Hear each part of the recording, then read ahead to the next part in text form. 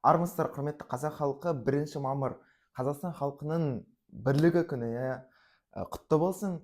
Бүгін енді көп сөйлемеймін. Айтып өтетін тек қана бір ауыз сөз ғана бар. Бір ауыз сөз енді бірнеше сөздер ғой. Біз Қазақстан қалай қайткен күнде ыдырап кетпейміз, қалай бөлшектеніп кетпейміз, қалай бірлігімізді сақтап қаламыз деген тақырыпта. Біріншіден, бұл тіл.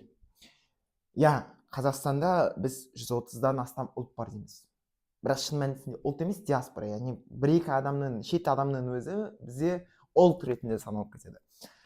Яғни біздегі қазақтың сақталуының бірден бір жолы, яғни бірлік сақталудың бірден бір жолы бұл тіл.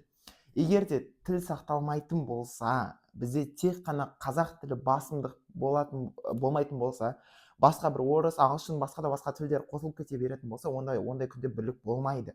Себебі, мысалы, қазіргі көршілес мемлекеттерді алайық, Ресей мен Украинаның арасында соғыс бірден бір бірліктің құлдырауы, екі елдің арасында соғыстың болуының бірден бір себебі бұл осы тіл мәселесіне. Яғни өзге ұлттың адамзаттары өз жерінде, өздерінің тілінде еркін сөйлесе алмайды деген сияқты тақырыпта ғой. Бұл бір тіл мәселесі.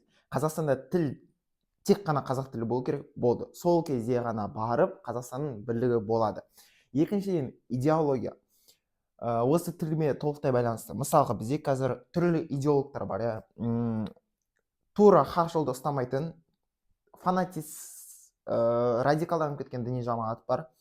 Қарама-қарсы бағытта жаңағыдай түрлі ЛГБТ пропаганда деген сияқты пропагандалар бар.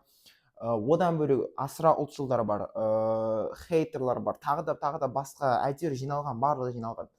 Осылардың барлығы, егер де бір идеология болмайтын болса, осылардың басын көк тудің астына жинайтын идеология болмаса, онда әрқайсысы өзінің адамдарын жинап кетеді да, ұлтты бірлігін түсіріп жібереді. Бұл екі. Және де үшіншіден, конституция.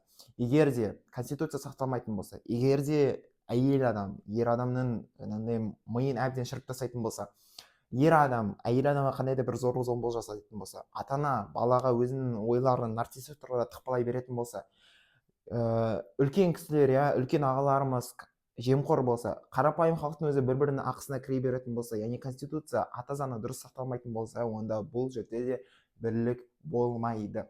Осы міндетті жаттап алайық, осыны міндетті түрде миға қоңғыздырып алайық. Қазақтың бірлігі ажырамасын, басқа ұлттармен де тату-тәтті болайық.